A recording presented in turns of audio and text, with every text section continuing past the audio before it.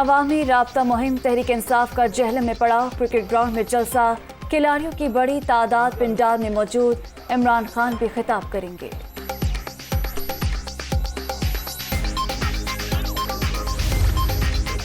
पाकिस्तान की सरकारी वेबसाइट्स पर साइबर हमले, PTCL का नेटवर्क निशाना। NTC के सर्वर पर मौजूद तमाम वेबसाइट्स को 3 घंटे फाल कर दिया गया। डेटा सेंटर महफूज रहा। सैयद अमीनुल हक की तस्दीक।